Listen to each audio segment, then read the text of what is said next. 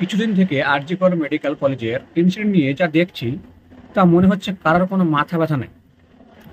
না ভাই, কোনো মাথা ব্যথা নেই। না মানে তোমরা একবার ভেবে দেখেছো যেভাবে মেয়েটাকে নির্মমভাবে হত্যা করেছে তার কোনো বিচার নেই? এতদিন হয়ে গেল, 10-12 দিন হয়ে যাচ্ছে, এখনো কোনো বিচার নেই। না মানে আমাদের সরকার কি করছে, কি করছে তোমরা একবার ভেবে দেখেছো?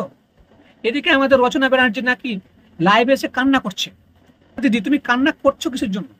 তুমি এসে রাস্তায় এসে তুমি সাহায্য করো, সবাইকে সবাইকে সাপোর্ট করো। অন্যদিকে ঋতুপর্ণা নাকি শাক বাজাচ্ছে, শাক বাজাচ্ছিল না আমচুচ্ছিল, এটা কিছু বোঝা যাচ্ছে না।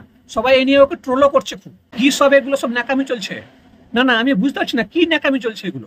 অন্যদিকে আবার আমাদের রাজ্যের মুখ্যমন্ত্রী মমতা বন্দ্যোপাধ্যায় মিছিলে নেমেছে। তিনি মিছিলটা করছে কার বিরুদ্ধে? ওনারই তো সরকার, ওনারই তো প্রশাসন, ওনারই তো সব। তিনি হেলথ মিনিস্টার, তিনি হোম মিনিস্টার, সব আমাদের রাজ্যের সবকিছু উনি। তাহলে তিনি কার বিরুদ্ধে মিছিল করছে এটা আমি আজ পর্যন্ত বুঝতে পারছি না। না ভাই, আমাদের রাজ্য সরকার কি করছে আমি কিছু বুঝতে পারছি না। মেয়েটার বাবাকে বলছে 10 লাখ টাকা দেবে। না না, ওই 10 লাখ টাকা কি মেয়েটা কি আর ফিরে আসবে? একবার ভেবেচিন্তে তো কথা বলতে হবে।